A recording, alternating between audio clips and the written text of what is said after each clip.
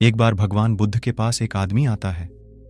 आदमी के चेहरे पर उदासी साफ साफ नजर आ रही थी। बुद्ध ने उसको देखते ही उससे पूछा, बताओ तुम्हारे दुख का कारण क्या है।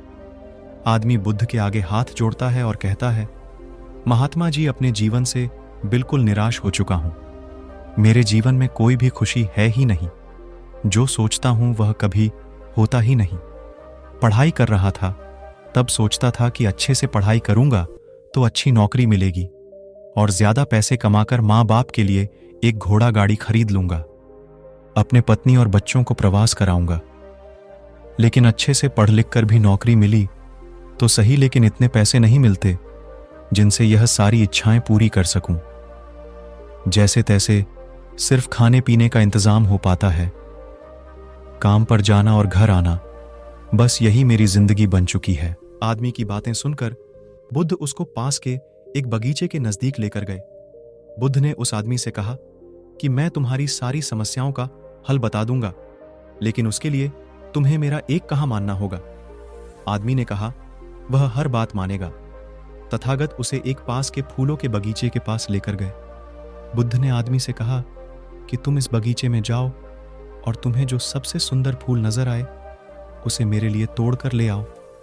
बस एक बात ध्यान में रखना कि तुमको बिल्कुल सीधे चलते हुए फूलों को देखना है और जो फूल सुंदर लगे उसे चुनकर लाना है। एक बार जिस फूल के आगे तुम निकल गए उसे तुम पीछे मुड़कर नहीं तोड़ सकते।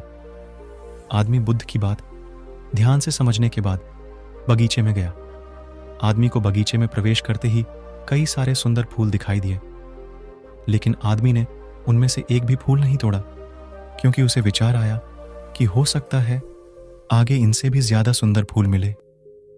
अधिक सुंदर फूल की आशा में आदमी बगीचे के अंतिम छोर तक पहुंच गया। अब हालत यह थी कि बगीचे के अंतिम छोर पर कुछ फूल तो थे, लेकिन सारे सूखे हुए थे। आदमी को काफी पछतावा हुआ कि उसने पहले ही कोई सुंदर फूल क्यों नहीं तोड़ लिया।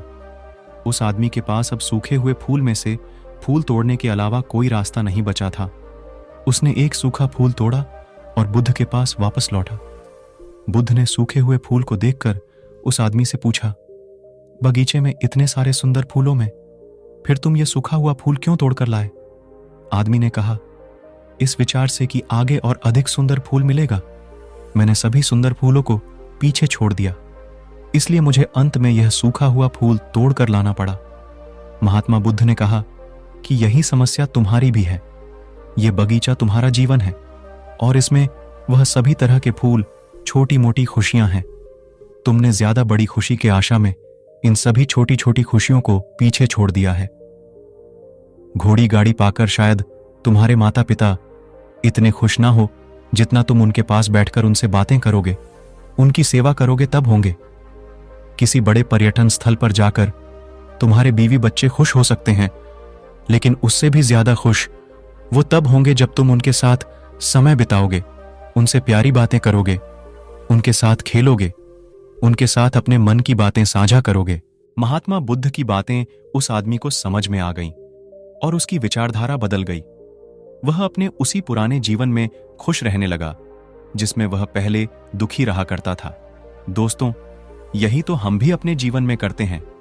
हमारे पास जो है उसका महत्व नहीं समझते और फिर कुछ और ज्यादा पाने की आस में जो है उसका भी आनंद या सुख लेना भूल जाते हैं। और जब समय बीत जाता है तो हमें लगता है कि हमारे जीवन में कभी सुख या खुशियां आई ही नहीं।